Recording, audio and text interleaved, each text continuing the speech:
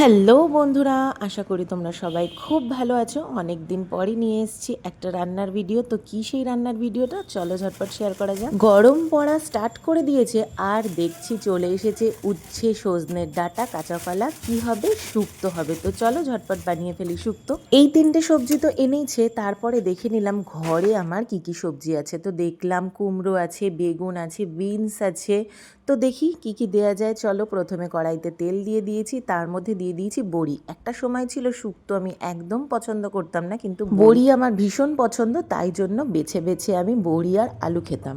আবার একটু সামান্য রিফাইন্ড অয়েল দিয়ে দিলাম, তাতে দিয়ে দিলাম পাঁচফোড়ন, তেজপাতা, শুকনো লঙ্কা আর লম্বা লম্বা করে কেটে নিয়েছি উচ্ছে, সেগুলো হালকা ভেজে তুলে রাখলাম। এইবারে ওই বাকি তেলের মধ্যেও বেগুনগুলো হালকা করে ভেজে নেব। আর অনেকেই শুকনো লঙ্কা পছন্দ করে না, তবে আমার শুকনো লঙ্কার ফ্লেভারটা প্রচণ্ড পছন্দ, তাই জন্যই দিয়েছি। সব সবজিগুলো একই সাইজের লম্বা লম্বা কেটে ভালো করে ধুয়ে নিলাম। এরপরে প্যানের মধ্যে দিয়ে দিলাম 1 টেবিল স্পুন মতো তেল, রিফাইন্ড অয়েল, আর তার মধ্যে দিয়ে দিলাম রাঁধুনি আর দিয়ে দিলাম বাকি সবজিগুলো, যেমন সজনের ডাঁটা, আলু, বিনস আর কাঁচা কলা। তবে মিষ্টি আলু আর পেঁপে হলে আরো ভালো হতো, তবে যা যা সবজি ছিল সেগুলোই দিলাম। এরপরে আমি একটা বাটিতে খানিকটা রাঁধুনি, তার মধ্যে দিয়ে দিলাম আদা কুচি, তার মধ্যে দিলাম সাদা সর্ষে, কালো সর্ষে, লবণ দিয়ে খানিকক্ষণ ভিজিয়ে রেখে সব মশলাগুলো তারপরে একটা পেস্ট বানিয়ে নিলাম। আর আলাদা আলাদা করে আমি সবজি ভাজিনি, আমি একসাথেই সব ভেজে রাখা সবজিগুলোর মধ্যেই দিয়ে দিলাম পেস্ট, আর খানিকক্ষণ নাড়াচাড়া করে একটু জল দিয়ে সিদ্ধ হতে দিয়ে দিলাম।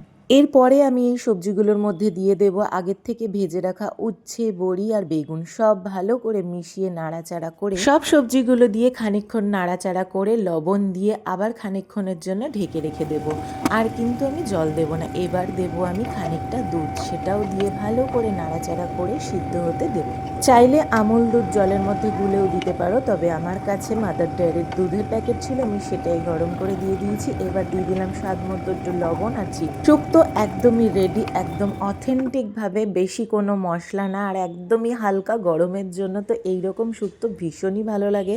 এবার শুক্তোটা আমি সার্ভিং বলে তুলে নিচ্ছি, আর আমি এরপর থেকে দিয়ে দেবো খানিকটা ঘি। তবে ঘি আমার কাছে ছিল না বলে আমি বাটারই দিয়েছিলাম আমুলের। আর ঘি দিলে সর্ষে রাঁধুনির গন্ধটার সাথে ঝাঁঝালো গন্ধ দারুণ লাগে। কে কে পছন্দ করো শুক্তো আর কারা কারা বানাও এরকম ভাবে জানিও কমেন্টসে।